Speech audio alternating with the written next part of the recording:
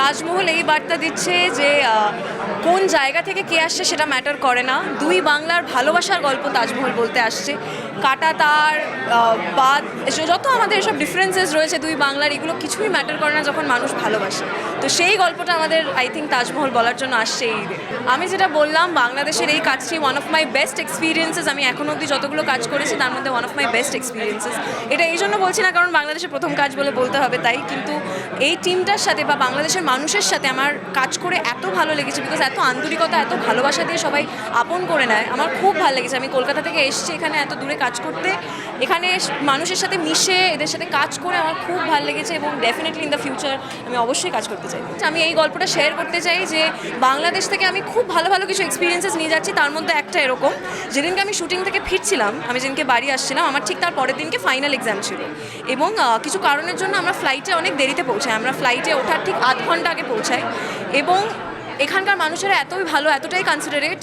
ওনাদেরকে রিকোয়েস্ট করার পর এই সিচুয়েশনটার পর যখন ওদের ফ্লাইট উড়ে যাবে 15 মিনিটস বাকি, তখন উনি আমাদেরকে অ্যালাউ করেন এবং ফ্লাইট আমাদের জন্য 10 মিনিট ওয়েট করে আমাদেরকে নিয়ে যায়। তো আই থিঙ্ক এই হসপিটালিটিটা বাংলাদেশের মানুষের থেকেই আমরা আশাই করতে পারি। ওনারা এত ভালোবাসা দিয়েছে। আজকে ওই এয়ারলাইন্স বা ওই এয়ারপোর্টের মানুষদের জন্য আমার পরীক্ষাটা মিস হয়নি।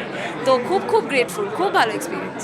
দেখো, এবার এখানে অনেক কিছু হয়েছে না, যে আমরা ভালোবাসার গল্প থেকে এখন অনেকটা একটু অন্য দিকে চলে গেছি। আমরা একটু বেশি অন্য জনরাগুলো বেশি এক্সপ্লোর করি, বাট আমরা এটা ভুলে যাই যে কমার্শিয়াল ফিল্মস আর ভালোবাসার গল্প দিয়েই কিন্তু ইন্ডাস্ট্রিটা তৈরি হয়েছে এবং সব থেকে হিট ফিল্মস আমি যদি বলে থাকি সেগুলো কিন্তু সব ভালোবাসার গল্পই হয়।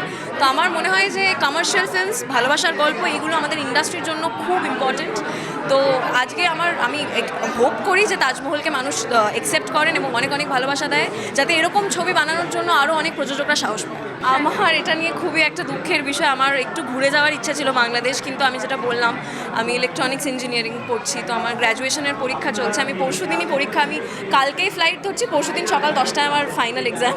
সো আমি খুবই একটা চাপের মধ্যে রয়েছি, কিন্তু আর কয়েকদিন থাকতে পারলে খুব খুশি হতাম। আরও কয়েকদিন টিমের সাথে বাংলাদেশে আরও কয়েকদিন একটু খাবারটা যদি এক্সপ্লোর করার সুযোগ পেতাম খুব খুশি হতাম। বাট স্যাডলি এইবারটা হচ্ছে না। বাট আই হোপ যে পরের বার যখন আবার কাজ করতে আসবো একটু বেশি দিন নিয়ে আসবো হাতে, যাতে আর একটু মজা করে যেতে পারি। আমি ইঞ্জিনিয়ার হয়ে নায়িকা হচ্ছে। আমি ইঞ্জিনিয়ারিং ফাইনাল গ্র্যাজুয়েশন পরীক্ষা দিচ্ছি এবং আমি অত্যন্ত ভালো স্টুডেন্ট। তো আমি ইঞ্জিনিয়ারিংটা সরাচ্ছি না, অফকোর্স। আমার মনে হয় যে আমার প্রথম ছবি যখন বাঘাযতীন আসে তখন আমি ফার্স্ট ইয়ারে ছিলাম। তো সেখান থেকে আজকে কাজ করতে করতে 4 বছর ইঞ্জিনিয়ারিংটা আমি শেষ করছি।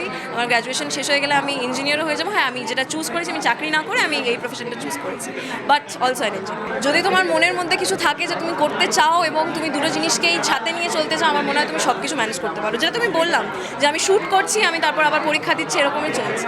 সো ইয়েস, এই কোয়েশ্চেনটা খুব ডিফিকাল্ট, কারণ এই মুহূর্তে এই গরমের মধ্যে দাঁড়িয়ে আমার অনেকগুলো নাম তো মনে পড়ছে না। বাট চঞ্চল চৌধুরীর সাথে আমি যেটা বললাম, আমার স্ক্রিন শেয়ার করার খুব ইচ্ছে। আরও কয়েকটা নাম বলে আমি তাহলে বলতে থাকবো, বিকজ আমার মাথায় কাজ করছে না।